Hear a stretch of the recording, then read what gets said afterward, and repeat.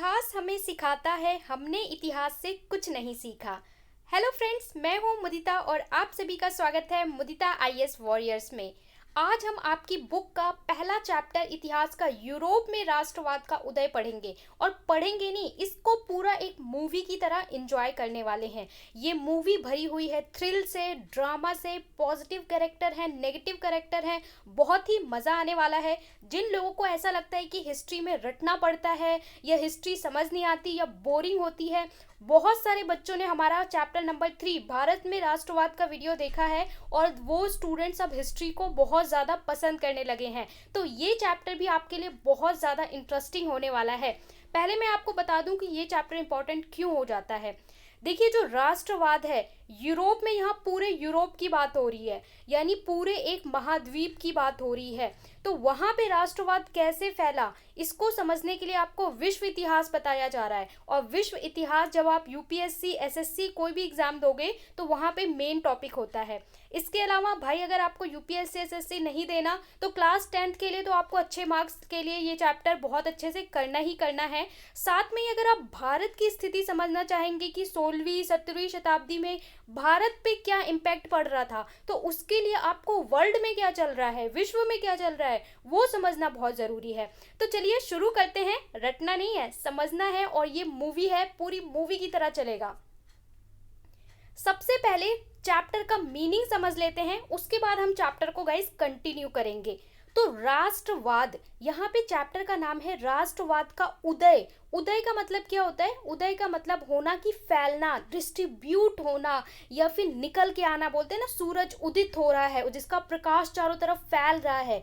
तो यूरोप में जो राष्ट्रवाद की एक फीलिंग है, राष्ट्रवाद की जो एक भावना है, ऐसा नहीं कि आज रात को आप सोए और कल आपको हो गया कि मेरे को देश से प्यार हो गया है, मेरे अंदर राष्ट्रवाद की भावना हो गई है, मेरे अंदर क्रांतिकारी बनने की इच्छा जा गई है। एक दिन में नहीं होता है, बहुत साल लगते हैं। तो यूरोप में किस तरीके से राष्ट्रवाद आया और ये राष्ट्रवाद की जो बीमारी है ये पूरे यूरोप में कैसे फैलती है, वही है हमारा राष्ट्रवाद का उदय। तो राष्ट्रवाद का अगर हम सिंपल मीनिंग समझें, इसे मैंने आपको भारत में राष्ट्रवाद में भी बताया था। राष्ट्रवाद का मतलब होता है अपने राष्ट्र से प्रेम की भावना, अपने राष्ट्र के लिए कुछ भी करने की भावना, समर्पण की भावना। ठीक है, कि हम सभी एक राष्ट्र से, एक भूमि से आते हैं, और हम साधारण भाषा में कैसे बोल सकते हैं, उस विचारधारा को राष्ट्रवाद कहते हैं जो किसी भी राष्ट्र के सदस्यों में एक साझा पहचान को बढ़ावा देती है। गाइज, अभी चैप्टर स्टार्ट नहीं हुआ है, ये बस चैप्टर के टाइटल का इंट्रोडक्शन है। फिर उसके बाद आपको एक मूवी का प्रीमियम दिखेगा, पिक्चर का 2 मिनट का ट्रेलर दिखेगा, उसके बाद पिक्चर शुरू होगी। तो पहले चैप्टर का यानी पिक्चर का जो नाम है वो तो समझ लीजिए, जो किसी भी राष्ट्र के सदस्यों में साझा पहचान को बढ़ावा देती है। राष्ट्रवाद की भावना जड़ें जमाने के लिए, कि राष्ट्रवाद को और ज्यादा मजबूत करने के लिए कुछ टूल्स हैं। वो टूल्स क्या होते हैं? जैसे राष्ट्र ध्वज, राष्ट्र प्रतीक, राष्ट्रगान, कुछ ऐसा गाना, झंडा जो सबको यूनाइट करने में, जोड़ने में महत्वपूर्ण भूमिका निभाता है। तो वो क्या है? राष्ट्र ध्वज, राष्ट्र प्रतीक। इसके अलावा जब राष्ट्रवाद की बात कर ली, तो राष्ट्र क्या होता है, राष्ट्र या देश किसे कहते हैं? तो ये एक है हमारे रैनन साहब, ये एक दार्शनिक हैं, एक ट्रैवलर हैं। इन्होंने अपनी एक स्पीच में राष्ट्र को परिभाषित किया और उसके बाद जो इन्होंने कहा था उसका एक निबंध का पब्लिकेशन भी हुआ, मतलब वो छपा। तो इन्होंने उन लोगों का खंडन किया है कि कुछ लोग कहते हैं कि राष्ट्र का मतलब होता है एक ही जाति या धर्म या नस्ल के जो लोग जहाँ पे रहते हैं उसको राष्ट्र कहते हैं। तो इन्होंने कहा जी नहीं, ऐसा नहीं है। क्या आप मुझे भारत को देख के बता सकते हो, क्या भारत में एक ही जाति के लोग रहते हैं, एक ही धर्म के लोग रहते हैं, या एक ही भाषा को बोलने वाले लोग रहते हैं? राष्ट्र का मतलब, इन्होंने बोला कि राष्ट्र का मतलब होता है एक राष्ट्र लंबे प्रयासों, त्याग, निष्ठा का चरम बिंदु होता है। मतलब कई साल की मेहनत, समर्पण, त्याग से मिलकर एक राष्ट्र बनता है। तो ये तो जी हम समझ गए चैप्टर का मतलब क्या है। अब चलते हैं पिक्चर की ओर। अब ये पिक्चर का यहाँ पे मैं आपको देने वाली हूँ ट्रेलर 2 मिनट का। यहाँ पे ये जो मैंने मैप दिखाया है, ये आपको प्रेजेंट टाइम में, आप एटलस उठाओगे तो आपको ये मिलेगा यूरोप का मैप। ये आपको यूरोप का नक्शा दिखाया हुआ है, ये आपकी बुक में नहीं मिलेगा।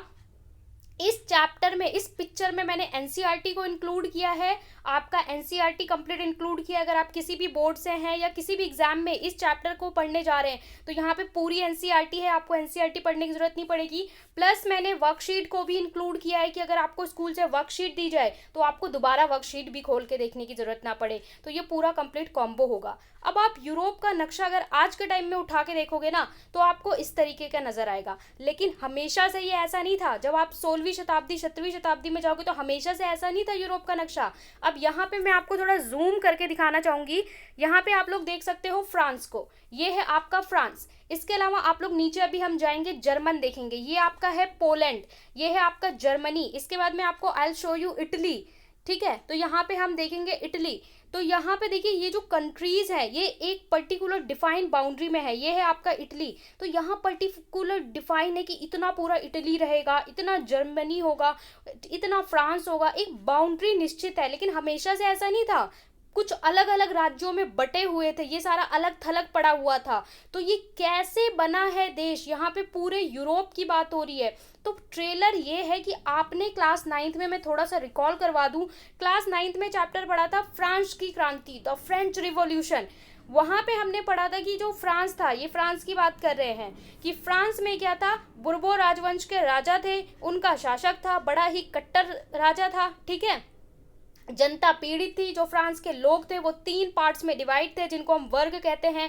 और जो थर्ड वर्ग था, तीसरा स्टेट था, तीसरे वर्ग के लोग थे, वही सारा टैक्स चुकाते थे। और बाद में 1789 में फ्रांस में क्रांति होती है, राजा को मार दिया जाता है। और यहाँ पे अब लोग सोचते हैं कि भाई राष्ट्रवाद हमने एकदम जीत ली है, जंग जीत ली है, और अब हम क्या करेंगे, पूरा हमारा नए अधिकार, नए लॉ बनाएंगे, अच्छे से जिएंगे, ठीक है। सोचते हैं बस अब सब कुछ फिट है, मामला सेट है। यहाँ तक आपने क्लास 9th में आपकी पिक्चर खत्म होती है फ्रांस की क्रांति पे कि सब कुछ सही हो गया। लेकिन यहाँ से असली पिक्चर शुरू होगी, क्योंकि फ्रांस, हमें, मैंने बोला ना इतिहास हमें सिखाता है, हमने इतिहास से कुछ नहीं सीखा। 1789 में क्रांति हुई, लेकिन उसके बाद क्या फ्रांस पूरा सही हो गया था? जी नहीं। इसके बाद अब यहाँ पे क्या होगा कि यहाँ पे एंट्री होगी नेपोलियन साहब की। नेपोलियन जी आएंगे और लोगों को अधिकार की बात करेंगे। इसके बाद क्या होगा कि यहाँ पे जो राष्ट्रवाद निकला है, लोगों के अंदर देश हित की भावना है कि भैया ये जो उल्टे सीधे राजा हैं, जो निरंकुश राजा हैं, इन्हें उठा के पटको और अपने जनता के लिए अधिकार लाओ। तो ये जो विचारधारा है, ये जो भावना है, ये इसके आसपास के देशों में फैलेगी। लोग बोलेंगे भाई जब हमारा पड़ोसी अपने राजा को लटका सकते हैं, ठीक है, जो उन पे अत्याचार कर रहा था, तो हम क्यों नहीं पटक सकते अपने राजा को? हम भी अगर यूनाइट हो गए तो हम भी मार के निकाल सकते हैं, ठीक है। तो ये विचारधारा अब यूरोप के अलग अलग देशों में जाएगी, एक एक ऐसे वो होता है ना लहर की तरह, अच्छी बात हो या बुरी बात हो फैलती जरूर है। तो यहाँ पे भी फैलेगी और सारे देश लग जाएंगे कि हम सब अपने जो राजा है उसके खिलाफ विद्रोह करेंगे, क्रांति करेंगे। और फ्रांस क्या बोलेगा, भैया तुम सब अपने निरंकुश राजाओं को हटाओ जो अत्याचार कर रहे हैं, मैं तुमको सपोर्ट करूंगा, हम लोग सपोर्ट करेंगे।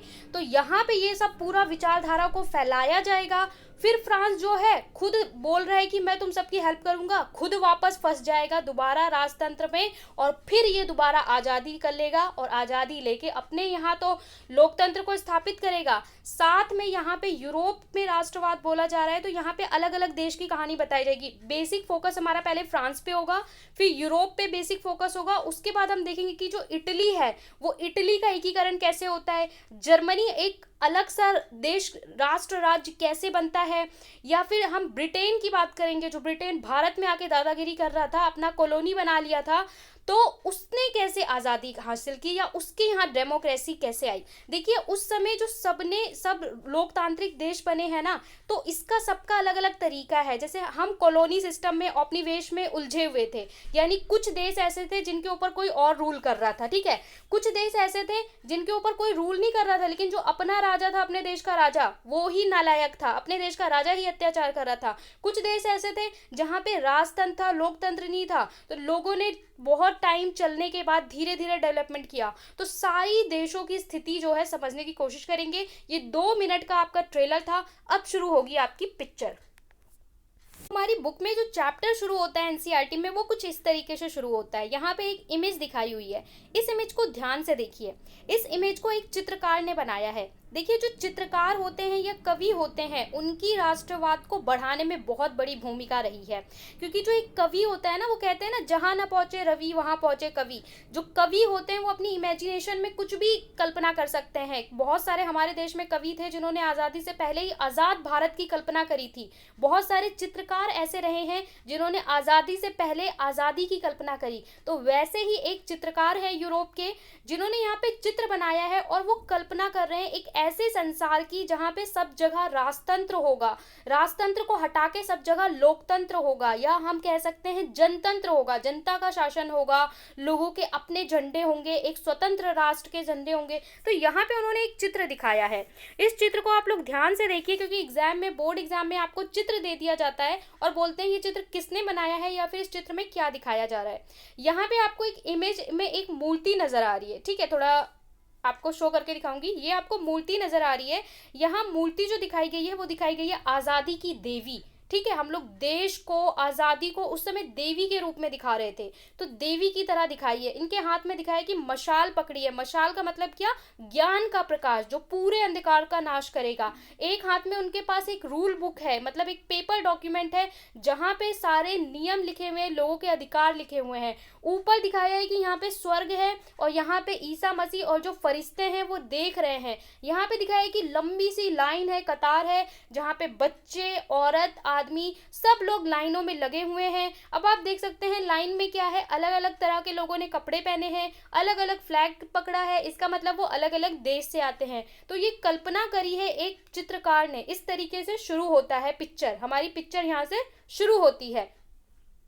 अब जो चित्रकार हैं उनका नाम क्या है? राष्ट्रवाद पर फ्रेडरिक सारियू के विचार। फ्रेडरिक सारियू क्या है? वही चित्रकार हैं जिन्होंने ये चित्र बनाया है। इसके अलावा और भी कई चित्र बनाए हैं जिससे लोगों को बल मिलता है। किसके लिए? राष्ट्रवाद को और ज्यादा फैलाने के लिए। 1848 में फ्रांसीसी कलाकार फ्रेडरिक सारियू ने 4 चित्रों की एक श्रृंखला बनाई।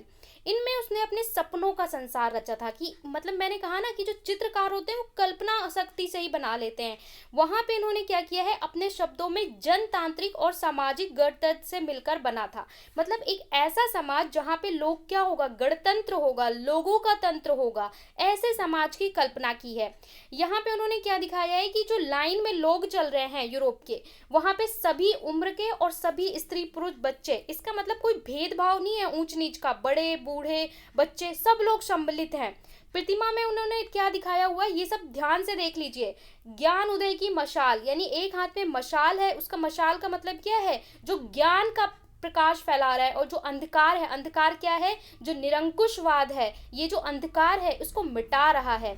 दूसरों में उनने क्या? मनुष्यों के अधिकारों की। भाई निरंकुश राजतंत्र चल रहे थे देशों में। राजतंत्र और प्रजातंत्र का मतलब आप लोग समझते हैं, नहीं समझते तो जान लीजिए। देखिए किसी भी देश पे रूल करने के लिए क्या होता था? राजतंत्र मतलब एक राजा होगा, ठीक है, समथिंग एक राजा है और राजा वही राज करेगा। इसके बाद जब ये राजा मर गया या कुछ हो गया तो इसका बेटा राज करेगा, फिर उसके बाद उसका बेटा। मतलब योग्यता से कोई मतलब नहीं है, राजा का बेटा ही राज करे जा रहा है। उसके बाद भी निरंकुश का मतलब कि ये अपनी मनमानी चलाएगा। भाई राजा ने बोला कि जाके उल्टे लटक जाओ तो लटक जाओ तुम, और कुछ सुनना नहीं है। वो कहते हैं ना टके शेर भाजी वाली स्टोरी पड़ी होगी। तो राजा कैसा भी हो उसे आपको एक्सेप्ट करना पड़ेगा। इस तरीके से चीजें चली आ रही थी। और जनतंत्र का मतलब क्या होता है? जहाँ पे जनता अपने शासक को सुनती है। वो शासक कैसा भी हो सकता है, अमीर गरीब बड़ा छोटा, ठीक है, कैसा भी हो सकता है। जिसे जनता चुने उसे हम क्या बोलते हैं? जनतंत्र। तो यहाँ पे कल्पना की जा रही है किसकी? लोकतंत्र की या जनतंत्र की कल्पना की जा रही है। और यहाँ पे चित्र में दिखाया है कि जितने निरंकुश राजा है, निरंकुश वही अत्याचारी राजा, उन लोगों के झंडों को उखाड़ के फेंका हुआ है, जमीन पे पड़ा हुआ है। तो ये कल्पना कर रहे हैं फ्रेडरिक, जो एक चित्रकार हैं। इसके अलावा इन्होंने अपने कल्पना दर्श, यानी इसको क्या बोलते हैं? यूटोपिया बोलते हैं। दुनिया के लोग अलग अलग राष्ट्र के समूह में बटे हुए हैं। ये दिखा रहे हैं कि दुनिया के अलग अलग देशों के लोग हैं वो कैसे पहचाना जा सकता है। उन्होंने कपड़े दिखाए हैं कि भाई अलग अलग देश के लोग हैं तो अलग अलग तरह के कपड़े पहनेंगे, उनकी पोशाक अलग होगी, उनके हाथ में झंडा होगा।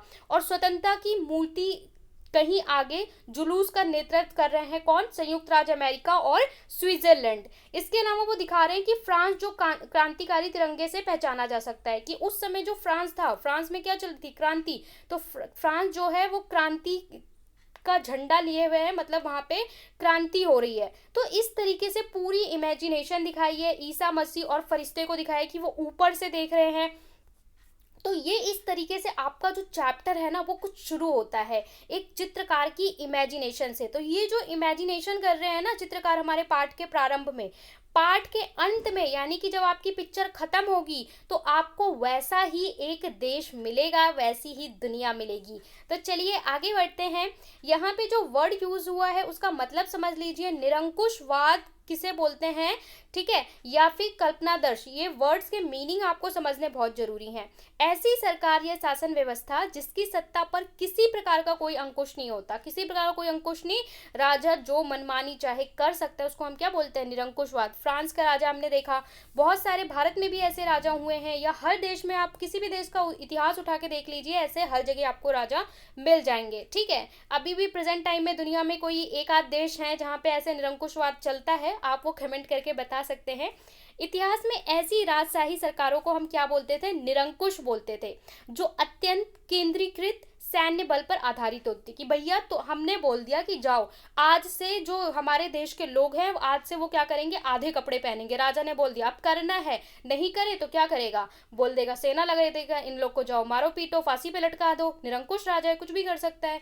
ओके, इसके बाद कल्पनादर्श यानी कि यूटोपिया का क्या मतलब है, एक ऐसे समाज की कल्पना जो इतना आदर्श है कि उसका साकार होना लगभग असंभव है। कल्पनादर्श मतलब कि जैसी वो कल्पना कर रहे हैं वो बहुत ज़्यादा, आप ऐसे बोल सकते हो कि जिसको संभव होना पॉसिबल नहीं है, असंभव सा है, ऐसी कल्पना करना। जैसे आज आप लोग कल्पना करो कि मैं कुछ दिन बाद जाके चांद पे घर बना के रहूं, ठीक है, ये फिर वो भी थोड़ा पॉसिबल है, सोचो मंगल पे जाके घर बना के रहूं, तो थोड़ा सा वो कैसा होगा, कल्पनादर्श यानी कि जो अभी असंभव सा लगेगा। ओके, अब यहाँ से हम सिचुएशन को थोड़ा समझने की कोशिश करेंगे। मैंने बोला कि आप लोगों ने क्लास 9th में फ्रांस की क्रांति पढ़ी थी, बहुत अच्छे से पढ़ी थी, बहुत अच्छे से समझी थी, तो उसको थोड़ा सा रिकॉल कर लेते हैं। जहाँ पे आपकी पिक्चर खत्म हुई थी क्लास 9th में, क्लास 10th में वहीं से कहानी शुरू होगी, आगे बढ़ेगी, तो थोड़ी थोड़ी चीजें हम वहां से भी उठाएंगे।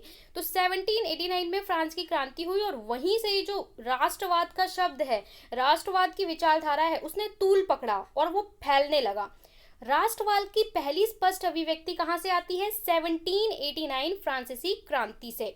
फ्रांसीसी क्रांति जो राजनीतिक और संवैधानिक बदलाव हुए उनसे, राजतंत्र से निकलकर अब क्या था कि पहले सारे जो हक थे, अधिकार थे, वो राजा के पास थे। यहाँ पे आपको याद होगा बुर्बो राजवंश का राजा था, ठीक है, तो वहाँ पे गिलोटिन पे आपने पढ़ा था।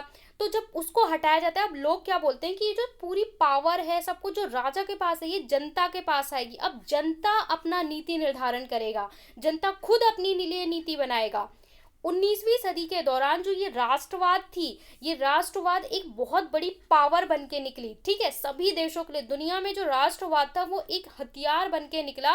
राष्ट्रवाद का मतलब था कि अगर हम सब यूनाइट हो जाएं, हम सब बिखरे हुए हैं, हम सब यूनाइट हो जाएं, हम सब एक शक्ति बन जाएं। आप हाथ को भी देखते हो, मुट्ठी बांध लो तो कितना ताकतवर होता है। तो अगर हम सारे एक यूनाइट हो जाएं तो हम अपने देश में परिवर्तन ला सकते हैं, अपने देश को एक राष्ट्र राज्य बना सकते हैं, स्वतंत्र राष्ट्र राज्य बना सकते हैं। तो इस तरीके की विरासत चली, इस तरीके की विचारधारा चली और लोगों में एक भावना आई कि हम जिस लैंड पे रहते हैं, जिस जगह पे रहते हैं, हम सबका एक सेम इतिहास है, हम सबका एक ही इतिहास है, हम सबकी एक ही संस्कृति है, हम सबकी एक ही विरासत है। तो इसको बचाए रखना और इसका विकास करना और निरंकुश को हटाना, ये लोगों के अंदर भावना भरने लगी, ठीक है, जब फ्रांस की क्रांति हुई। अब बात आती है कि भाई राष्ट्रवाद के उदय के कारण क्या है। पिक्चर शुरू हो चुकी है, राष्ट्रवाद फ्रांस में जो है, फ्रांस की क्रांति हो गई, लोगों को लगा कि अब तो हमें आज़ादी मिल गई, अब हमें सारे अधिकार मिल जाएंगे,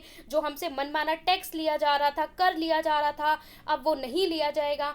तो ये जो राष्ट्रवाद पनपा, उसके लिए कारण क्या थे, और मैंने बताया कि फ्रांस से चलकर ये दुनिया के हर देश में फैलेगा, यूरोप के हर देश में फैलेगा।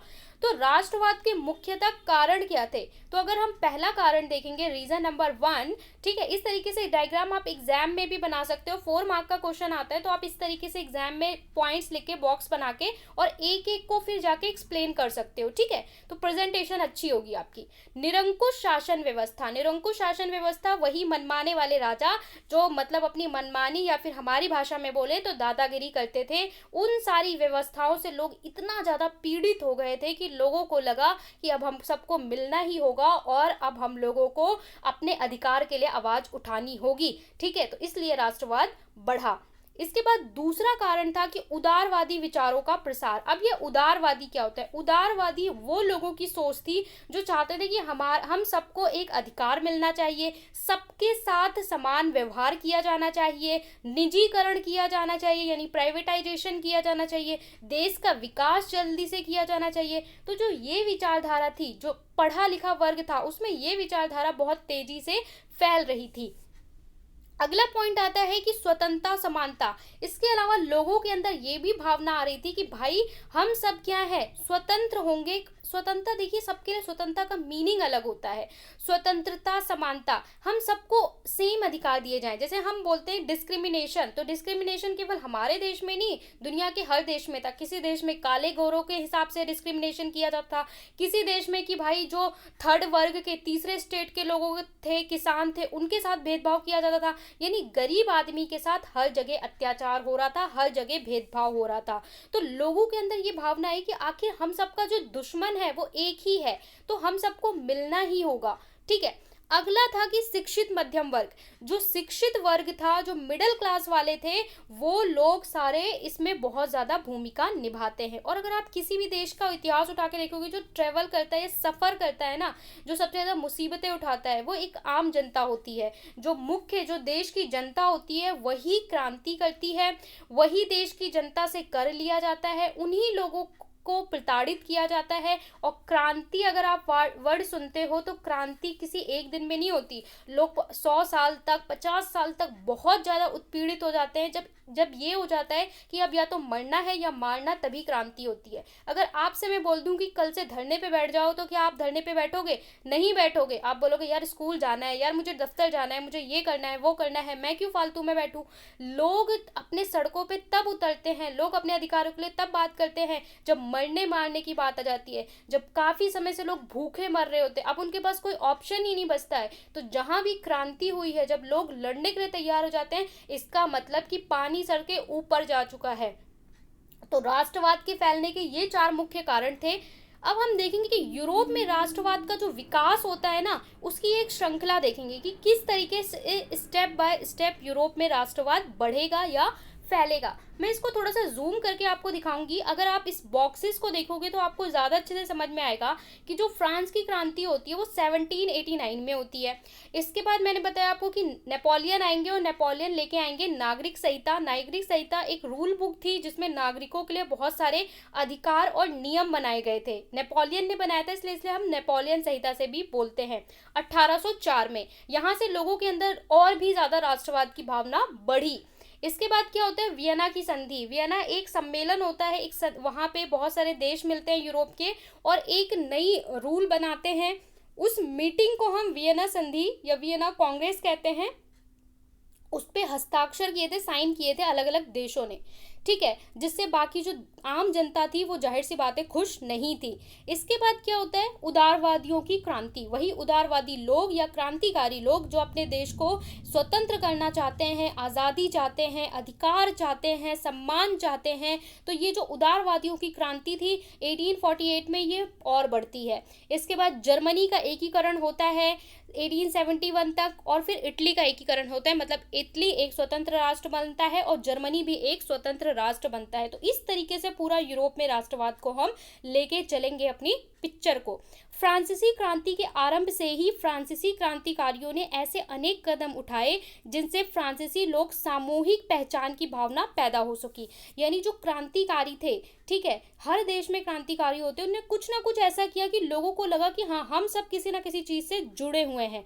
बाद में नेपोलियन ने प्रशासनिक क्षेत्र में क्रांति प्रारंभ किया 1804 में। इसके बाद जब नेपोलियन नागरिक संहिता लाते हैं तो लोगों के अंदर और ज़्यादा भावना आती है। और इसके बाद जब आप लोग देखोगे कि वियना यानी कि जब संधि होगी तो उसमें और ज़्यादा लोगों पे इम्पैक्ट पड़ेगा। तो ये तो हमने देख लिया किस तरीके से हो रहा है। अब बात करते हैं फ्रांसीसी क्रांति और राष्ट्रवाद। ये आपकी क्लास 9th में जब आप लोगों ने चैप्टर पढ़ा कि फ्रांस में जब क्रांति हुई 1789 में, इसके बाद अब राष्ट्रवाद कैसे बढ़ा। तो देखिए यहाँ पे क्या हुआ, संविधान आधारित शासन। ये कहा गया कि एक संविधान होगा और संविधान के हिसाब से ही शासन किया जाएगा। समानता, स्वतंत्रता, बंधुत्व, ये विचार जो है वहां से फैला और पूरी दुनिया में फैला कि हम सबके साथ समानता होनी चाहिए, हमें स्वतंत्रता मिलनी चाहिए और बंधुत्व, हम सब में भाईचारे की भावना होना चाहिए। और भारत ने भी अपने कॉन्स्टिट्यूशन में इस विचार को एडॉप्ट किया। स्वतंत्रता का मतलब हर इंसान के लिए अलग था, हर देश के लिए अलग था। जैसे हमारे लिए स्वतंत्रता का मतलब था कि हमारे यहाँ जो औपनिवेश यानी दूसरे देश आके रूल कर रहा है उसको निकालना। किसी देश के लिए स्वतंत्रता था कि निरंकुश राजा को हटाना, किसी देश के लिए स्वतंत्रता था कि अपना संविधान बनाना। तो स्वतंत्रता सबके लिए अलग थी। ओके, नया फ्रांसीसी तिरंगा झंडा, एक नए तिरंगे झंडे को एक्सेप्ट किया गया जो ट्राई कलर था, ठीक है, इसलिए तिरंगा बोला जा रहा है। नेशनल असेंबली का गठन किया गया, नेशनल असेंबली बनाई गई, उसका नाम बदला गया, ठीक है, पहले इसको कुछ और बोलते थे तो नेशनल असेंबली, स्टेट जनरल को हमने क्या बोला, नेशनल असेंबली बोला। यहाँ पे मीटिंग्स होती थी जहाँ पे सारे लीडर्स कलेक्ट होते थे। आंतरिक आयात निर्यात शुल्क, आयात निर्यात शुल्क मतलब होता है कि चीज़ें जो हम अपने, देखिए दो तरीके से आयात निर्यात किया जाता है। एक तो ये आपका देश है, अपने देश के अंदर एक जगह से दूसरी जगह आप चीज़ों को भेज रहे हो या मंगवा रहे हो, ठीक है, इम्पोर्ट एक्सपोर्ट कर रहे हो, तो इसके ऊपर आपको टैक्स देना पड़ेगा। दूसरा होता है कि अपने देश से बाहर से मंगा रहे हो तो उस पर देना पड़ेगा। तो यहाँ पे जो देश के अंदर भी आयात निर्यात होता था उस पर भी टैक्स लगते थे। तो उन टैक्सों को क्या किया गया, आंतरिक आयात निर्यात शुल्क समाप्त किए गए, बंद किए गए कि देश के अंदर तो टैक्स नहीं लगेगा।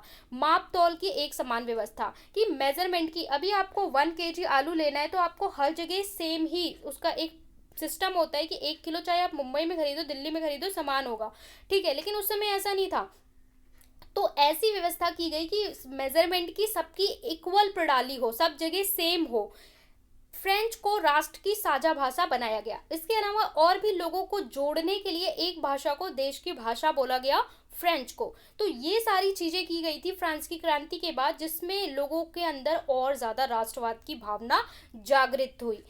इसके बाद मैंने बोला कि हमारी कहानी में आएंगे हीरो। अब देखिए मैं सबका काम बताऊंगी, हीरो है या विलन है वो आप लोग मुझे कमेंट करके बताओगे, ठीक है, क्योंकि यहाँ पे और भी पर्सनालिटीज अभी उनकी भी एंट्री होगी। अलग अलग देश में अलग अलग हीरो हैं, अलग अलग विलन हैं, तो आप डिसाइड करोगे कौन हीरो है कौन विलन है। नेपोलियन आते हैं 1789 में। तो हमारा फ्रांस जो है उसने अपने बुर्बो राजवंश के जो राजा थे उनको मार दिया, हटा दिया।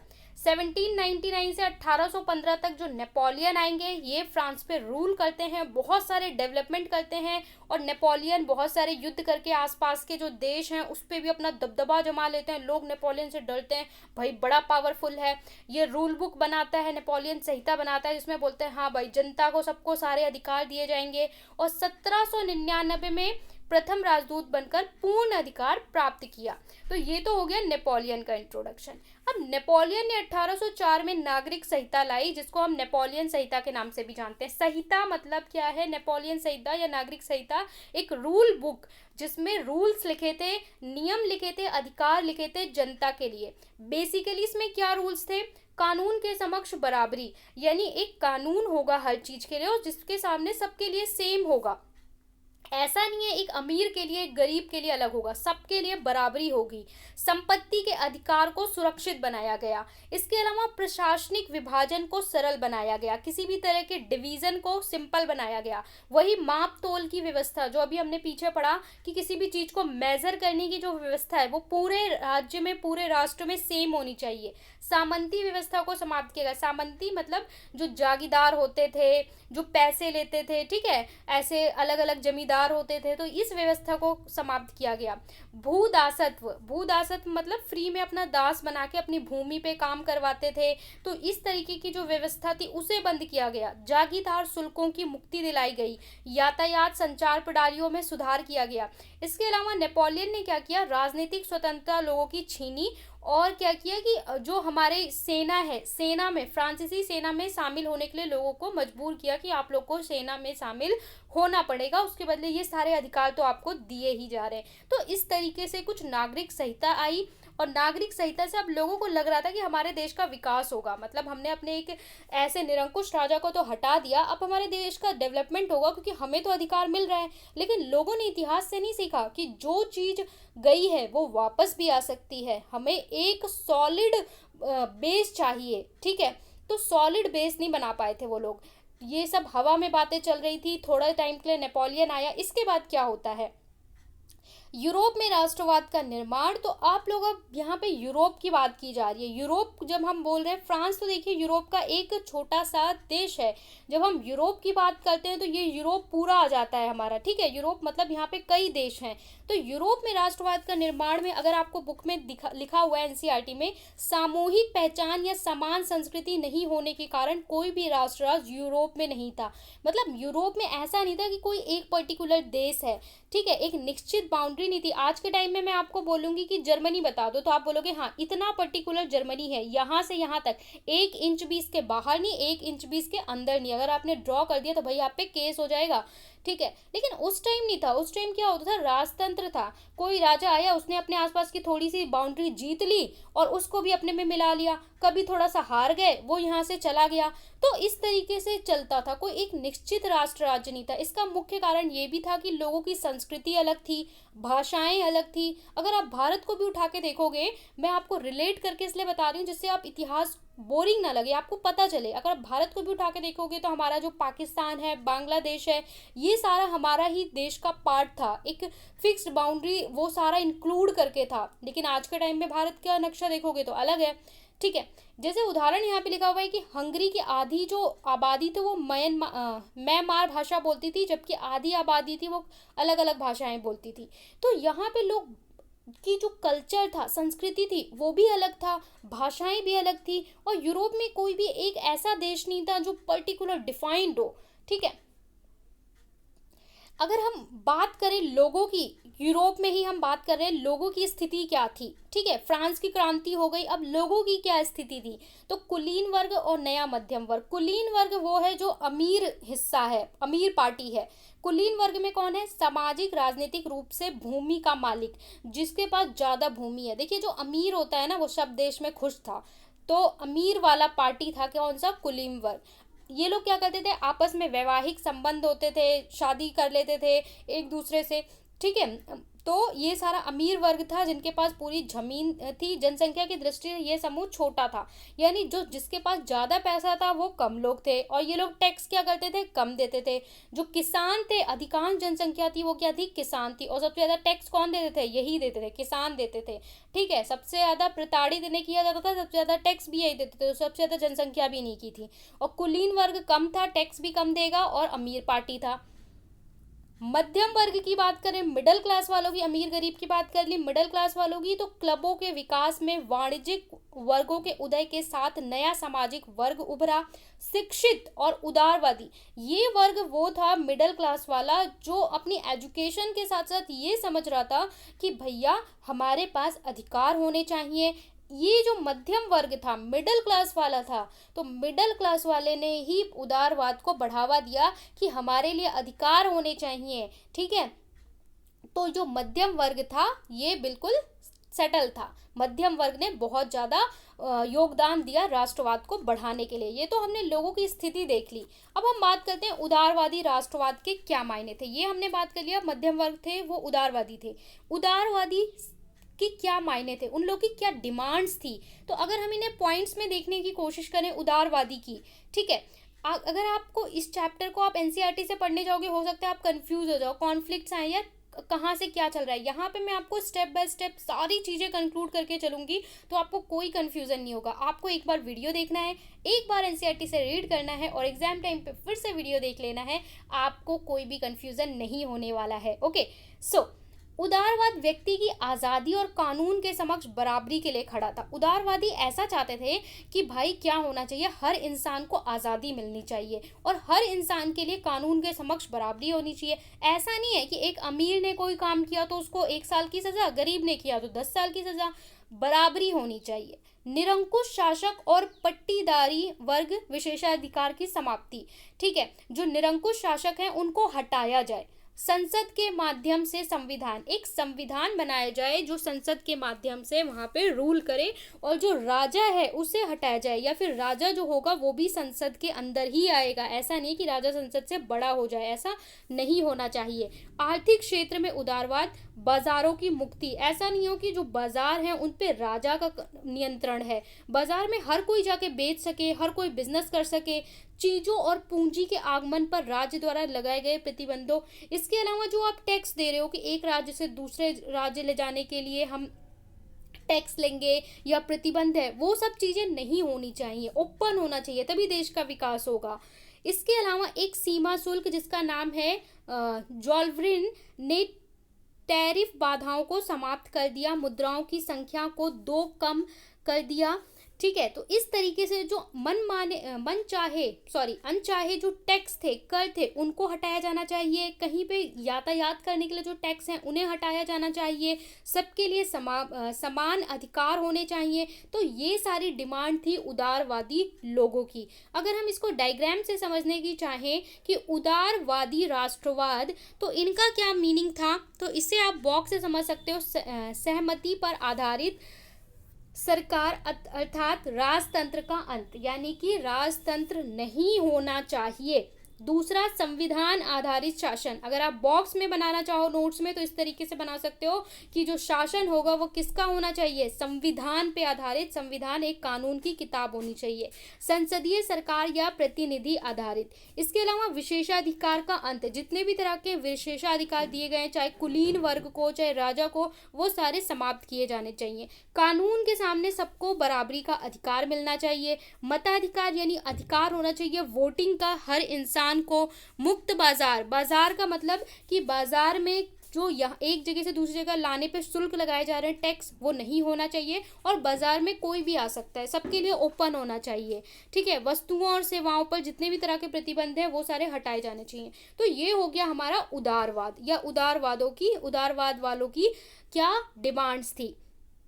1800 हमने पढ़ा कि 4 में नागरिक संहिता आई, नेपोलियन चला। अब क्या होगा 1815 के बाद, नया रूढ़िवाद, कि फ्रांस को हमने देखा कि फ्रांस में 1789 में क्रांति होती है, 1799 में फिर हमारे नेपोलियन आते हैं, नागरिक संहिता आती है 1804 में, और नागरिक संहिता आने के बाद अब वहाँ पे क्या होता है 1815 में, अब एक बार फिर उलट लेगा इनके देश का जो नसीब है वो फिर से उल्टेगा। कैसे? 1815 में नेपोलियन की हार के उपरांत, अब नेपोलियन को चाल से हराया गया था क्योंकि नेपोलियन बहुत पावरफुल था, ठीक है, और बहुत ही ज़्यादा होशियार था। तो नेपोलियन को क्या हुआ कि यूरोप के, देखिए फ्रांस यहाँ पे है, अब इसके आसपास वाले देशों में भी राष्ट्रवाद फैल रहा था। सब लोग यही सोच रहे थे कि हम अपने निरंकुश राजा को, जो हमारा राजा है, उसको भी हटाएं। तो बाकी देश लोग सोच रहे थे अगर इसी तरीके से चलता रहा तो हर देश से राजतंत्र समाप्त हो जाएगा, और सब जगह से अगर राजतंत्र समाप्त हो गया तो राजाएं जो गद्दी पे बैठे थे उनकी गद्दियां छिन जाएंगी। तो यहाँ पे अलग अलग देश यूनाइट हो गए, मिल गए, और इन सब ने मिलकर, एक साथ मिलकर अकेले नेपोलियन को हराया। इन सब ने मिलकर जब नेपोलियन को हराया, अब इन लोगों ने क्या कोशिश की कि फ्रांस में दोबारा से राजतंत्र को स्थापित किया जाए। तो 1815 में नेपोलियन के हार के उपरांत सरकार का झुकाव पुनः रूढ़िवाद की तरफ बढ़ गया, यानी कि जो रूढ़िवाद, जो पुराने रीति रिवाज से चला आ रहा है, राजतंत्र को चला रहा है, उसी को वापस लाना। ठीक है, राजनीतिक विचारधारा के अनुरूप रूढ़िवादियों ने स्थापित संस्थाओं, रीति रिवाजों, परंपराओं, मान्यताओं को तीव्र परिवर्तन के स्थान पर क्रमिक विकास, ये कहा कि अचानक से हम बिल्कुल डेवलपमेंट के लिए बदल देंगे सब कुछ, तो वो गलत है, धीरे धीरे, बहुत ही धीरे धीरे चेंज होना चाहिए, ऐसा कहा। इस परिप्रेक्ष्य में एक शिखर सम्मेलन होता है जिसे कांग्रेस कहा जाता है, ठीक है, वियना संधि भी कहा जाता है, का आयोजन किया गया वियना में, क्योंकि ये प्लेस था वियना में ये संधि हुई थी, वियना में ये कांग्रेस हुई थी, तो इसलिए हम इसको वियना कांग्रेस या वियना की संधि या 1815 की वियना संधि, इन नामों से जानते हैं। इस कांग्रेस का आयोजन ऑस्ट्रिया के चांसलर थे। देखिए, ऑस्ट्रेलिया अलग है, ऑस्ट्रिया अलग है, तो ऑस्ट्रिया के चांसलर थे ड्यूक मेटरनिथ। मैटरनिक, तो ड्यूक मैटरनिक ने इसका आयोजन किया था और इस कांग्रेस में वियना संधि पर हस्ताक्षर किए गए। तो यहाँ पे जो भी देश इसमें पार्टिसिपेंट्स थे उन्होंने साइन किया था और ये बोला था कि भाई जो ये बिल्कुल चल रहा है ना एकदम से क्रांतिकारी उदारवादी, इस सब को हटाओ, वापस से हमारा जो रूढ़िवादी जो राजा का राजतंत्र चल रहा है उसी को वापस से लाओ। और इन लोगों ने तर्क क्या दिया कि एकदम से बिल्कुल रैपिड डेवलपमेंट जो होगा वो खतरनाक हो सकता है, धीरे धीरे बदलाव होना चाहिए। ठीक है, और इसको हमने क्या बोला, वियना की संधि बोला। ठीक है, नेपोलियन को हटा दिया गया। नेपोलियन अब हीरो है या विलन वो आप लोग ध्यान रखिए। नेपोलियन को सब लोगों ने मिलकर हरा दिया और अब यहाँ पे दोबारा से फ्रांस में क्या लाने की कोशिश कर रहे हैं, राजतंत्र। 1815 की वियना संधि की अगर हम विशेषताओं की बात करें कि क्या इसकी खूबियां थी या विशेषता थी, तो फ्रांस में बुर्बो राजवंश की पुनर्स्थापना, बुर्बो राजवंश का ही राजा था जिसे मारा गया था क्रांति के बाद, बोला कि इसका जो राजवंश चल रहा है वापस से इन्हीं को गद्दी पे बिठा दो, मतलब जो जिसके लिए लड़ाई हुई, क्रांति हुई, वो सारा पानी में मिला दो, वापस वही ले आओ, वही वापस पिछले में चले जाओ। ठीक है, इतिहास से कुछ मत सीखो। इसका मुख्य उद्देश्य यूरोप में एक नई रूढ़िवादी व्यवस्था कायम करना था। अब क्या था कि रूढ़िवादी राजतंत्र को ही स्थापित करेंगे नए तरीके से। ठीक है, छुटमुट अधिकार दे देंगे लोगों को। फ्रांस ने उन इलाकों पर आधिपत्य खो दिया जो उसने नेपोलियन के समय जीते थे। नेपोलियन बहुत पावरफुल था और नेपोलियन ने बहुत सारे यूरोप के अपने आसपास के देशों को भी या छोटे छोटे जगहों को जो जीता था वो सारा ये लोग हार गए, वो वापस अपना अधिकार खो दिया क्योंकि नेपोलियन पावरफुल था तो उसने बांध के रखा था।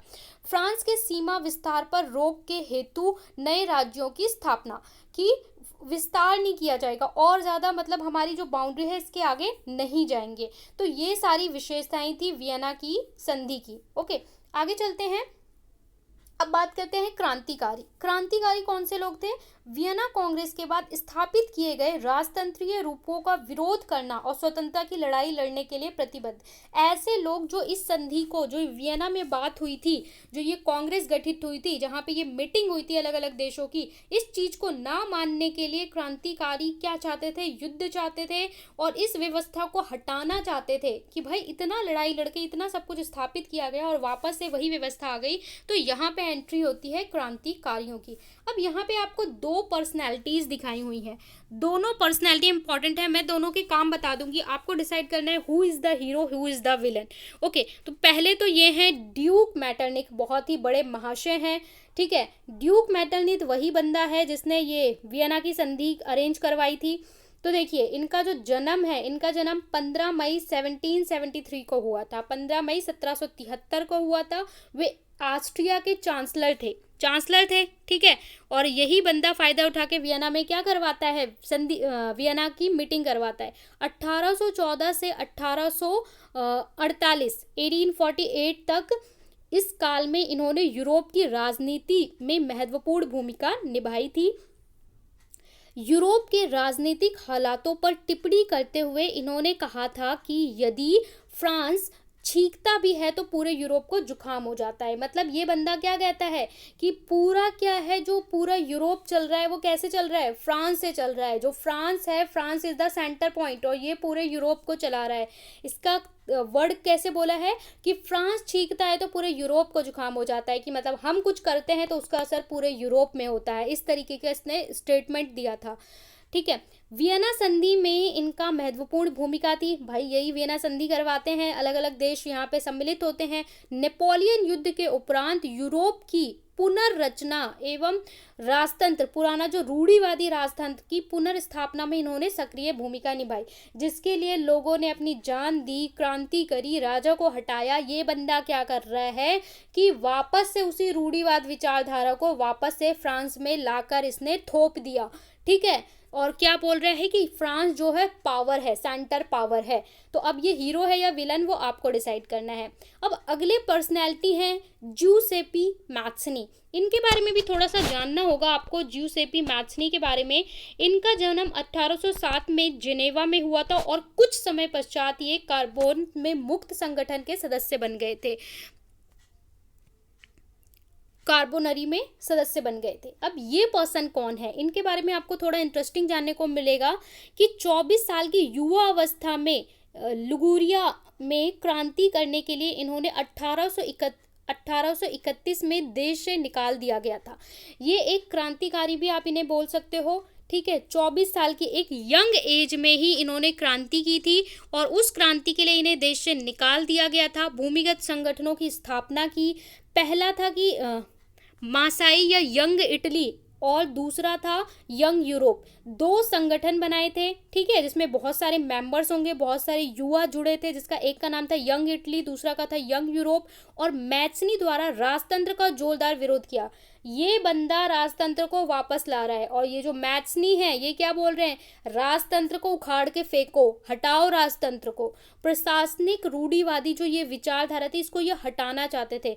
तो यहाँ पे देखिए ये बंदा फाइट कर रहा है, क्रांतिकारी है, 24 साल की उम्र से ये क्या कर रहा है, क्रांति में पार्ट ले रहा है, अपने संगठन बना रहा है और इसके लिए मरने को भी तैयार है कि राजतंत्र को हटाओ। और ये बंदा है कि बेनिफिट लूटने की कोशिश कर रहा है, राजतंत्र को वापस स्थापित कर रहा है जिससे इसके खुद के पर्सनल बेनिफिट हो। तो who is the hero and who is the villain, please comment in the comment session. Duke Metternich and Giuseppe Mazzini.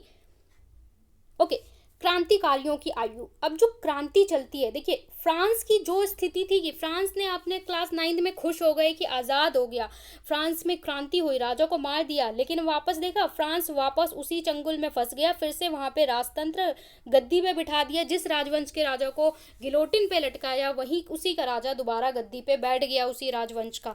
अब दोबारा वहाँ वही व्यवस्था आ गई। अब जो होता है, अब यहाँ पे दोबारा क्या होगा, 1830 और 1848 के बीच क्रांतियां होंगी। फ्रांस में जुलाई 1830 में बुर्बो राजाओं को उखाड़ फेंका गया और एक संवैधानिक राजतंत्र स्थापित किया गया। कब? 1830 में। ठीक है, इस वक्त अगर आप भारत की स्थिति सोचेंगे ना 1830 में, तो इस वक्त हम लोग स्ट्रगल कर रहे थे ब्रिटेन से। 1857 भारत में क्या चल रहा था, विद्रोह चल रहा था, और इसके 100 साल बाद हम लोग स्टार्ट करेंगे बिल्कुल मरने मारने वाली स्थिति में। ओके, बेल्जियम नीदरलैंड के संयुक्त राज्यों से अलग हो गया। बेल्जियम को नीदरलैंड के राज्यों से अलग किया गया। 15वीं शताब्दी के बाद से ग्रीस और ऑटोमन साम्राज्य का हिस्सा था। आबादी के लिए संघर्ष आरंभ किया गया। कुस्तुनतूनिया की संधि 1832 में ग्रीस को एक स्वतंत्र राष्ट्र के रूप में मान्यता दी गई। तो ये क्रांतिकारी का टाइम चल रहा था।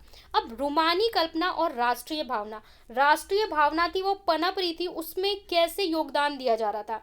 एक सांस्कृतिक आंदोलन जिसने राष्ट्रवादी भावना के एक विशेष रूप को विकसित किया, जिसका तर्क वितर्क, विज्ञान, महिमा मंडल और आलोचना, उसकी जगह भावनाओं, अंतर्दृष्टि और रहस्यवादी भावनाओं पर जोर दिया गया कि हमें समझना होगा, देश की भावनाओं को सोचना होगा, भावनाओं को समझना होगा। जर्मन दार्शनिक योहान ग्रेटफ्रीड ने लोकगीत, लोक कविता, देखिए जो कविता होती हैं, चित्र होते हैं, गीत होते हैं, नृत्य होते हैं, ये लोगों के अंदर एक संस्कृति से उन्हें जोड़ने का प्रयास करते हैं। जब हम बोलते हैं भरतनाट्यम, ठीक है, जब हम बोलते हैं अपने भारत के देश के किसी लोक नृत्य और गीतों की बात करते हैं तो हम सब एक यूनाइट फील करते हैं। अगर आप अमेरिका या कनाडा में और वहाँ पे भरतनाट्यम परफॉर्मेंस हो रहा है, ठीक है, या हमारे किसी ऐसे गाने का, लोक गीतों का परफॉर्मेंस हो रहा है, तो आप बहुत प्राउड फील करते हैं। आप जितने भी इंडियंस होंगे वो एक यूनिटी फील करेंगे।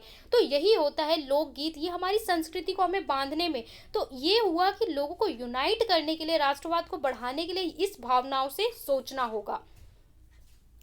भूख, कठिनाइयां और जन विद्रोह। लोगों की क्या स्थिति थी, ठीक है, क्योंकि जो मैंने बताया जो आम जनता थी वो तो पिस ही रही थी, आम जनता के साथ तो प्रॉब्लम थी ही थी। अब और ज़्यादा प्रॉब्लम्स बढ़ रही थी। अधिकांश देशों ने उपलब्ध रोजगार की नौकरियां ढूंढने वाले अधिक थे तुलना में, जितने लोग थे नौकरियां उससे कम थी। ग्रामीण इलाकों की अतिरिक्त आबादी शहर जाकर भीड़ भाड़ वाले इलाके, गरीब बस्तियां रहने लगी। लोग क्या हो रहे थे, जैसा आप वहाँ पे यूरोप में देख रहे हैं ना, सेम चीज़ें भारत में भी हुई हैं, ठीक है। तो ऐसा नहीं है कि कोई चीज़ एक ही देश में हुई है, कंडीशन सबके साथ हुई हैं। जो लोग थे, नौकरियां नहीं थी, गांव से उठ उठ के लोग शहरों में जा रहे थे। अब शहरों में जाएंगे तो शहर में रहने के लिए उनके पास ना नौकरी ना पैसा, तो गरीब जो बस्तियां थी वो शहरों में झुग्गी वाली बस्तियां बढ़ती जा रही थी, खाने पीने को था नहीं, खाद्य पदार्थ की कीमतें बढ़ रही थी और फसलें खराब हो रही थी। शहरों और गाँव में गरीबी फैल जाती थी। अब यहाँ पे देखो जो किसान है, अधिकांश लोग किसान है, किसान के पास कमाई का कोई साधन नहीं है, केवल फसल है, फसल भी उसकी खराब हो जाती है तो उसे भूखे मरने की नौबत आ जाती है, और उसके ऊपर भी उसे कर देना पड़ता है दुनिया भर का। लोग जा रहे हैं शहर में, तो शहर में एक बस्ती में रह रहे हैं, अब गंदी बस्ती में रह रहे हैं तो बीमारी भी फैलेगी, ठीक है, और भी कई सारी कठिनाइयां हैं, नौकरी नहीं है, एक नौकरी है 10 लोग हैं। 1848 में पेरिस के लोग सड़क पर उतर आए और लुई फिलिप को भागने पर मजबूर कर दिया, अतः नेशनल असेंबली ने पेरिस को एक गणराज्य घोषित किया। तो यहाँ पे बताया जा रहा है कि 1848 में पेरिस के लोग क्या हुए, सड़क पर उतर आए थे, और यहाँ पे जो फिलिप थे, लुई फिलिप, ठीक है, यहाँ के राजा, उन्हें भागने पे मजबूर कर दिया, ठीक है, और गणराज्य घोषित किया। इसी तरीके से वर्ष 1845 में मलेशिया में बुनकरों ने ठेकेदारों के खिलाफ विद्रोह किया। जो बुनकर थे, जो बुन के कपड़े पे बनाते हैं, तो उन लोगों ने ठेकेदारों, तो जो विद्रोह होता है एक देश की कहानी नहीं है, हर देश में ये कहानी चल रही थी। 1848 में उदारवादियों की क्रांति। अब 1848 का जब दौर आता है तो ये बिल्कुल आखिरी टाइम आता है कि बस अब हो गया जितना करना था। क्रांति का नेतृत्व शिक्षित मध्यम वर्ग, ये वही मिडिल क्लास वाले फैमिली वाले हैं, ठीक है, जो बिल्कुल गरीब भी नहीं है और अमीर भी नहीं है। इन्होंने संविधानवाद की मांग की कि ये हमें बीच में मत फंसाइए कि कभी ये राजा, कभी वो राजा, कभी हम, आप बोलोगे नेपोलियन आ गया, कभी राजतंत्र, ये सब उखाड़ के फेंको और एक बनाओ संविधान। कोई आए कोई जाए, हमसे मतलब नहीं है, जो कानून होगा वो संविधान का कानून होगा और वो यही चलेगा हमेशा, आज भी और 100 साल बाद भी। तो ये जो क्रांति थी, इसमें अब इस चीज की डिमांड होने लगी। फ्रैंकफर्ट संसद क्या थी, इसके बारे में भी आपने थोड़ा सा पढ़ा होगा। फ्रैंकफर्ट संसद 18 मई 1848 को राजनीतिक संगठन के 831 निर्वाचित सदस्यों ने फ्रैंकफर्ट संसद की बैठक सेंट पॉल के चर्च में आयोजित की। फ्रैंकफर्ट संसद क्या, यहाँ पे क्या हुआ कि लोगों ने बोला कि हम एक अपना संविधान बनाएंगे, संविधान के आधार पर ही हमारे देश में शासन होगा। यहाँ पे 831 निर्वाचित सदस्य, जिन्हें सदस्य चुना गया था, वो सारे लोग वहाँ पे आयोजित किए, कलेक्ट हुए। कहाँ पे कलेक्ट हुए? चर्च में, एक चर्च में कलेक्ट हुए और उसे फ्रैंकफर्ट संसद कहा गया। तो यहाँ पे राजा को भी बुलाया गया, यहाँ पे जितने भी लोग थे वो कलेक्ट हुए, आम जनता, ये औरतें थी वो पीछे खड़ी हुई थी, यहाँ पे पूरी चेयर्स लगी थी, चेयर में जो निर्वाचित लोग थे वो बैठे थे, राजा बैठे थे, मंत्री बैठे थे, और जो आम जनता थी वो पीछे खड़ी हुई थी गैलरी में, लेडीज पीछे गैलरी में खड़ी थी, और बोला कि हम एक मसौदा, यानी कि एक हम लोग ड्राफ्ट करेंगे, एक इस तरीके से हम तैयार करेंगे संविधान, उसके हिसाब से राज होगा, और जो राजा होगा, राजा को भी इस संविधान को मानना होगा, ठीक है। इस तरीके से लोगों ने बिल्कुल जोश में आकर तैयार किया और एक जगह इकट्ठे हो गए, लेकिन इसमें कहीं पे भी महिलाओं को अधिकार देने की बात नहीं की गई। यह प्रशिया के राजा द्वारा अस्वीकार किया गया यहाँ पे, और संसद को सामाजिक आधार कमजोर हो गया, क्योंकि श्रमिकों, मजदूरों और महिलाओं को कोई अधिकार नहीं दिया गया था।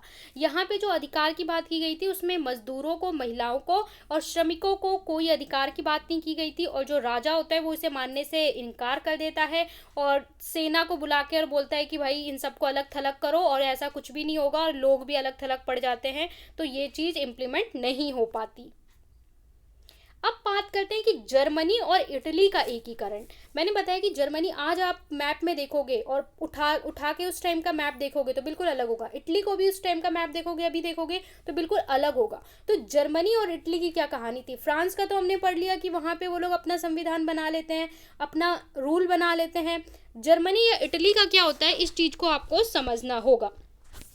अगर हम जर्मनी की बात करें तो 1848 के बाद यूरोप में राष्ट्रवाद का जनतंत्र और क्रांति से अलगाव होने लगा। 1848 के बाद यूरोप में राष्ट्रवाद का, ठीक है, अब राष्ट्रवाद थोड़ा थोड़ा अलग थलग पड़ रहा था। राज्य की सत्ता को बढ़ाने के लिए रूढ़िवादियों ने अक्सर राष्ट्रवादी भावनाओं का इस्तेमाल किया। लोगों को बोला कि ठीक है, हम आप लोग की राष्ट्रवाद की भावना को समझते हैं, हम सारे एक ही देश के हैं, हम आपके राजा हैं, हम आपके लिए काम करेंगे, और इस तरीके से वो बोल रहे थे कि किसी और देश के लोगों को मत आने दो, अगर आप किसी और देश का सपोर्ट लोगे तो हम लोग राष्ट्रवाद के खिलाफ है। तो इस तरीके से लोगों के इमोशन का फ़ायदा उठाते हुए उन्हीं पे रूल कर रहे थे। यद्यपि मध्यम वर्गीय जर्मन लोगों ने महासंघ के विभिन्न इलाकों को जोड़कर एक राष्ट्र राज्य बनाने का प्रयास किया। बहुत सारे मध्यम वर्गीय लोगों ने बोला कि जो हमारा देश ऐसे बटा हुआ है, हम इसे जोड़कर एक यूनाइट कंट्री बनाएंगे। इसके पश्चात प्रशा ने राष्ट्रीय एकीकरण के आंदोलन का नेतृत्व संभाला।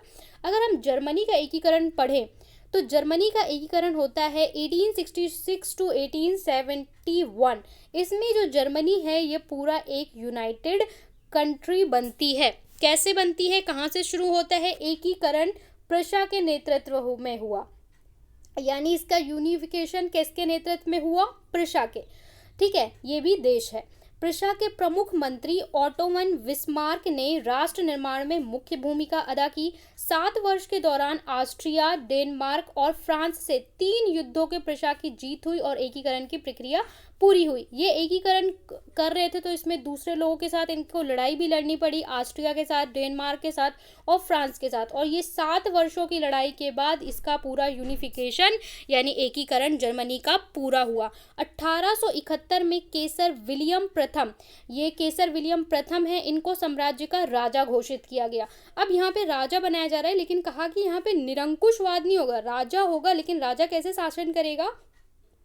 राजा के लिए भी कुछ नियम होंगे, राजा को भी संविधान फॉलो करना पड़ेगा। जर्मनी के एकीकरण ने यूरोप में प्रशिया को महाशक्ति के रूप में स्थापित किया। अब जो प्रशिया था वो एक बड़ी शक्ति उभर के आया कि जर्मनी को यूनाइट कर दिया, जर्मनी को एकीकरण कर दिया।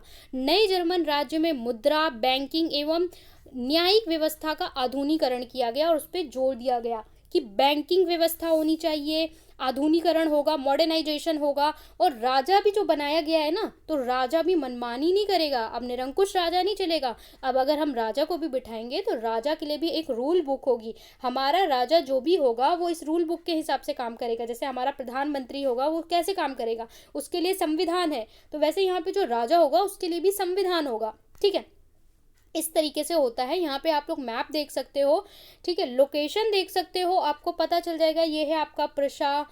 ठीक है, तो यहाँ पे आपकी जो लोकेशन है ये आपको मैप में भरने को आ सकती हैं। ओके, तो आगे देखते हैं इटली का एकीकरण कैसे हुआ। अगर हम इटली के एकीकरण की बात करें तो 1859 टू 1870 इटली का एकीकरण होता है। अगर हम इटली को देखेंगे ना, अभी आपको इटली का मैप शो करूंगी, इटली 7 राज्यों में बटा हुआ था, यानी जो इटली था वो अलग अलग राज्यों में बटा हुआ था, उन सबको जोड़कर एक यूनाइटेड इटली बनाया जाता है। 1830 के दशक में ज्यूसेपे मैत्सनी, मैंने इन पर्सनैलिटी के बारे में अभी पीछे आपको बताया, एकीकरण के लिए कार्यक्रम प्रस्तुत किया। 24 साल की उम्र में ये क्रांतिकारी बन गए थे। और 1830 से 1848 बहुत सारे विद्रोह हुए, असफल हुए। 1859 में फ्रांस में सार्डिनिया पीडमेंट में एक चतुर कूटनीतिक संधि जिसके माध्यम से ऑस्ट्रियाई बलों को हरा दिया गया। और 1861 में इम्यूनल द्वितीय को एकीकृत इटली का राजा बना दिया गया। फिर यहाँ पे इटली का भी यूनाइट किया जाता है और इटली का राजा बनाया जाता है। ये हो गया इटली का एकीकरण। अब इटली के एकीकरण के बाद अगर आप मैप देखना चाहोगे तो यूनिफिकेशन से पहले, एकीकरण से पहले ये था इटली। ठीक है, ये इस तरीके से बटा हुआ था, ये भी है, ये भी इटली का पार्ट है। तो इतना इटली था और ये इस तरीके से अलग थलग पड़ा हुआ था। और आज के टाइम में आप देखोगे तो ये पूरा इटली है। ठीक है, ये पूरा और ये, तो इस तरीके से जोड़ने के बाद इटली का मैप कुछ इस तरीके से हुआ और इटली एक स्वतंत्र राष्ट्र राज्य बना। जर्मनी बना, इटली बना। अब यहाँ पे भी आपके पास 2 पर्सनैलिटी आ जाती है। इन पर्सनैलिटी को भी आपको समझना होगा कि यहाँ पे ये पर्सनैलिटी कौन है। पहला है काउंट कैमिलो दे कावूर। ये कौन है? सर्डिनिया पीडामेंट का प्रमुख मंत्री था। इटली के प्रदेशों को एकीकृत करने वाले आंदोलन का नेतृत्व किया, यानी इटली को यूनाइट करने के लिए जो जितने भी आंदोलन हुए उसको ये क्या कर रहे थे, उसके लीडर थे। हालांकि ये स्वयं ना तो क्रांतिकारी था ना ही जनतंत्र में विश्वास करते थे, यानी ना तो खुद ये कोई क्रांतिकारी थे और ना ही जनता के तंत्र में विश्वास करते थे। फ्रांस के साथ की गई चतुर संधि के पीछे कावूर का हाथ था, जिसके कारण ऑस्ट्रिया को हराया जा सका और इटली का एकीकरण हुआ। तो इटली के एकीकरण में अगर हम बहुत बड़ी भूमिका बोले तो कावूर की थी। Okay, count Camillo. इसके बाद दूसरे हैं ज्यूसेपे गैरिबाल्डी। इनके बारे में अगर बात करें तो यह नियमित सेना का हिस्सा नहीं था। इसने इटली के एकीकरण के लिए सशस्त्र स्वयंसेवकों का नेतृत्व किया था। 1860 में दक्षिण इटली और 2 सिलसिले के राज्य के प्रवेश कर नए स्पेनी शासकों को इटली से हटाने के स्थानीय किसानों का समर्थन पाने में सफल रहे थे। यानी यहाँ पे लोगों को कलेक्ट करने में इन्होंने भूमिका निभाई थी। दक्षिण इटली एवं सिसिली के राजा इमैनुएल द्वितीय को सौंप दी। इस प्रकार इटली का एकीकरण संभव हो पाया। तो ये दोनों ही पर्सनैलिटी मतलब क्रांतिकारी ना होते हुए भी इटली के एकीकरण में भूमिका निभाई। इन्होंने लोगों को कलेक्ट करने में और इसने एक चतुर रणनीति बनाने में भूमिका निभाई। तो दोनों का नाम आपको याद रखना है। ब्रिटेन में राष्ट्रवाद। अब भैया आ गया ब्रिटेन। ये वही ब्रिटेन है जिसने 200 साल तक भारत पे रूल किया और भारत की ही तरह बहुत सारे एशिया के और अलग अलग देश थे उसको अपना कॉलोनी बना लिया था, अपना उपनिवेश बना लिया था जिसपे ये रूल करता था। तो जो ब्रिटेन था, ब्रिटेन में किस तरीके से राष्ट्रवाद आप कह सकते हो या ब्रिटेन में किस तरीके से उनका कॉन्स्टिट्यूशन अधिकार बने, तो ब्रिटेन में क्या हुआ। ब्रिटेन की अगर हम बात करें, खुद ये राजा बन के घूम रहा था दुनिया भर में। इसके अपने देश में क्या चल रहा था, राष्ट्रवाद किसी उथल पुथल या क्रांति का परिणाम नहीं अपितु लंबी चलने वाली प्रक्रिया का परिणाम था। तो ब्रिटेन में ना तो कोई उथल पुथल हुई, ना तो कोई क्रांति हुई और ना ही कोई ऐसा हुआ कि युद्ध हो रहा है, लड़ाई हो रही है, बल्कि यहाँ पे जो लोगों के अंदर राष्ट्रवाद की भावना आई, ये एक लंबे प्रोसेस का रिजल्ट था, बहुत लंबे टाइम तक चलने वाली प्रक्रिया थी। 18वीं शताब्दी से पूर्व ब्रिटेन एक राष्ट्र राज्य नहीं था। अगर हम इसको 18वीं शताब्दी से पहले देखेंगे तो ये एक राष्ट्र राज्य नहीं था, ये भी बटा अलग थलग पड़ा हुआ था। आंग्ल राष्ट्र ने अपनी शक्ति में विस्तार के साथ अन्य राष्ट्रों व द्वीप समूहों पर विस्तार आरंभ कर दिया था। उस टाइम आपको पता है कि जो भी देश होता था वो अपने आसपास की चीज़ों पे विस्तार करता था कि इसको थोड़ा सा जीत लिया, इसको मिला लिया, इसको थोड़ा सा जीत लिया, इसको मिला लिया, ठीक है, और अपने आप को महाशक्ति बनाने में लगे हुए थे। 1688 में संसद ने राजतंत्र से शक्तियों को ले लिया। 1688 में यहाँ पे भी क्या था, राजा रूल करते थे, तो राजा से पावर ले ली गई और बोला गया कि पावर जो है वो संसद के पास होगी। संसद मतलब जहाँ पे लोग मिलके रूल बनाएंगे। 1707 में इंग्लैंड और स्कॉटलैंड को मिलाकर यूनाइटेड किंगडम ऑफ ब्रिटेन का गठन किया गया। स्कॉटलैंड और किसको मिलाकर, इंग्लैंड को मिलाकर क्या बनाया गया, यूनाइटेड किंगडम ऑफ ब्रिटेन। किसमें, 1707 में।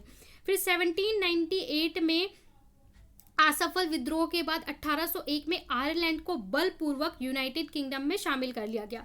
आयरलैंड को लड़ाई करके और उसको शामिल कर लिया बलपूर्वक, ठीक है, और इसका पार्ट बना लिया। पहले स्कॉटलैंड को और इंग्लैंड को उस मिलाकर एक बनाया गया और इसके बाद आयरलैंड को शामिल किया गया और अब ये क्या हो गया, एक राष्ट्र बना।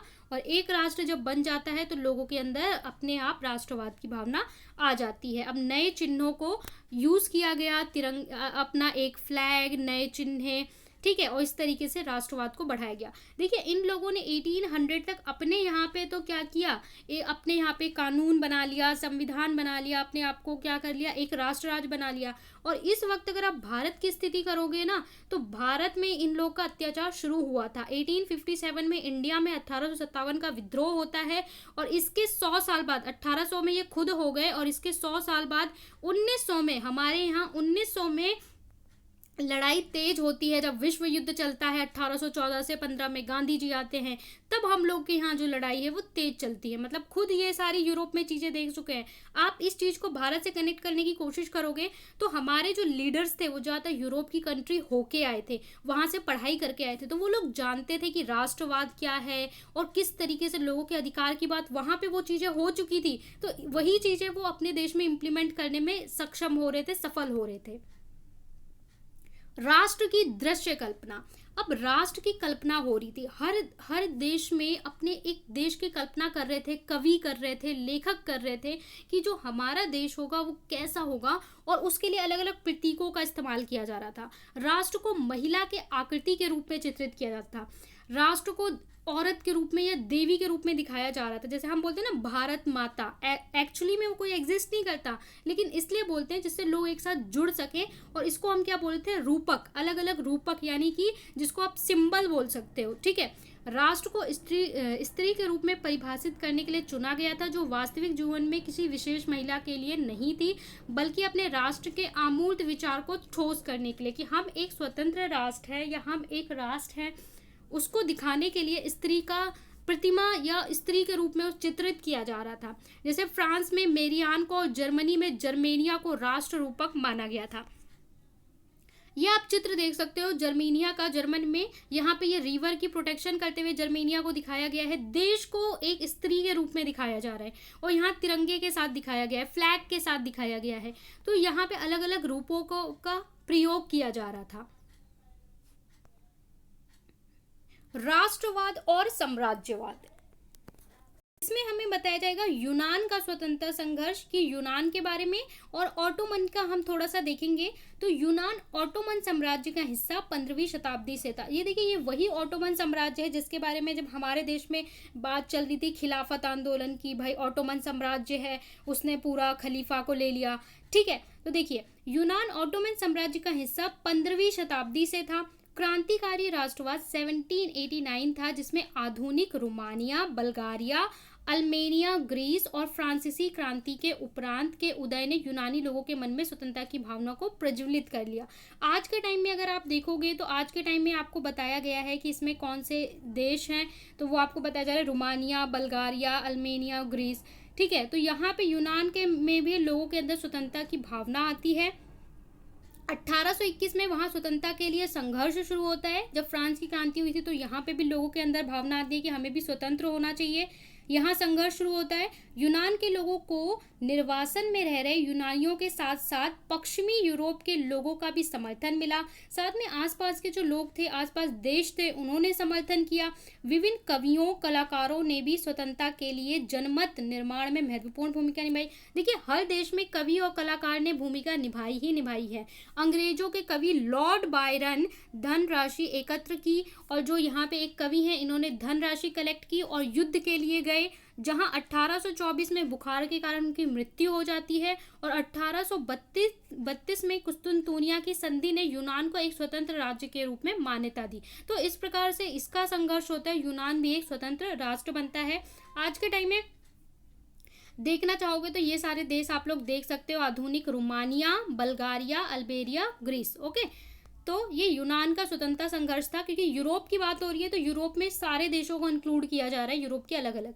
अब दूसरा हम देख लेते हैं बाल्कन की समस्या। बाल्कन क्या था? तो बाल्कन क्षेत्र में अगर आप आज के टाइम का देखोगे तो Romania, Bulgaria, Albania, Greece, Macedonia, Croatia, ठीक है, ये सारे, स्लोवेनिया, सर्बिया, मेटिनोग्रो, ये सारे देश हमारे शामिल थे।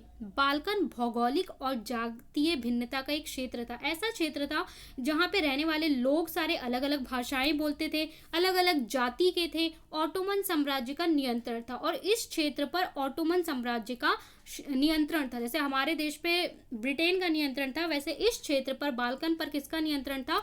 ऑटोमन साम्राज्य का नियंत्रण था। रोमानी राष्ट्रवाद के विचार और ऑटोमन साम्राज्य के विघटन से स्थिति काफी विस्फोटक हो गई। जब ये बात आई कि राष्ट्रवाद की भावना पनपी, तो ऑटोमन साम्राज्य के लिए जो स्थिति थी वो विस्फोटक हो गई, क्योंकि लोग के अंदर राष्ट्रवाद आया कि हमारे ऊपर किसी और का नियंत्रण नहीं होना चाहिए, हम आज़ाद होंगे। बाल्कन राज्य एक दूसरे से भारी ईर्ष्या करते थे, और प्रत्येक राज्य ज़्यादा से ज़्यादा इलाका हथियाना चाहता था, क्योंकि यहाँ पे अलग अलग पार्ट्स में बटा हुआ था और सब एक दूसरे से हेट करते थे। सबकी जाति अलग थी, भाषा अलग थी, पूरे पे नियंत्रण ऑटोमन का था। तो हर कोई क्या चाहता था कि इसको भी जीत के अपने में मिला ले, ये चाहता था इसको जीत के अपने में मिला ले। तो इस तरीके की कुछ स्थिति थी। यूरोपीय शक्तियां भी इस क्षेत्र पर अपना नियंत्रण बढ़ाने की कोशिश कर रही थी। एक तो ये क्षेत्र ऑलरेडी बटा हुआ है, इस पे ऑलरेडी किसी और का नियंत्रण है, किसका? ऑटोमन का। इधर यूरोप की जो शक्तियां हैं, यूरोप के देश हैं, वो सोच रहे हैं कि हम इस पे अपना नियंत्रण जमा लें, और लोग चाह रहे हैं कि हमें आज़ादी चाहिए।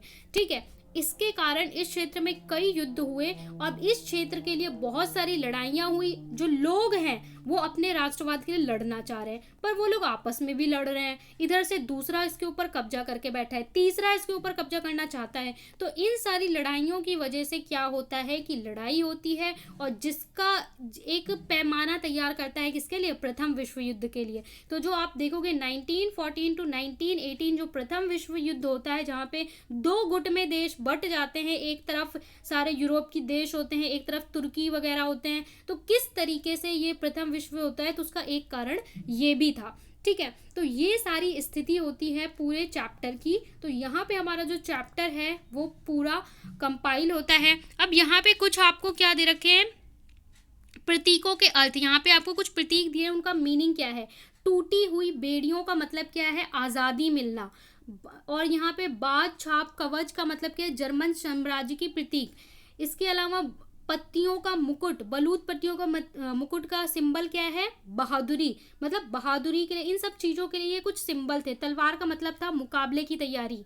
ठीक है। काला, लाल और सुनहरा झंडा मतलब आज़ादी के लिए राष्ट्रवादियों का, उदारवादियों का झंडा हुआ करता था। उगते सूरज की किरण एक नए युग का शुरुआत। तो इस तरीके से ये कुछ सिंबल है जिनका मीनिंग आपसे एमसीक्यू क्वेश्चंस में पूछा जा सकता है, तो आपको ये भी याद करना है। सो यहाँ पे हमारा पूरा चैप्टर कंपाइल होता है। आपको इस पूरे चैप्टर के जो नोट्स हैं, पूरे चैप्टर का जो पीडीएफ है वो टेलीग्राम पे मिल जाएगा। Guys don't forget to subscribe, like and share. और अगर आपने भारत में राष्ट्रवाद नहीं देखा है तो उसका आपको नीचे डिस्क्रिप्शन में लिंक मिल जाएगा, इंग्लिश हिंदी दोनों मीडियम में। उसे ज़रूर देख लें, बहुत ही इंपॉर्टेंट और बहुत ही फुल एक्सप्लेनेशन वीडियो है।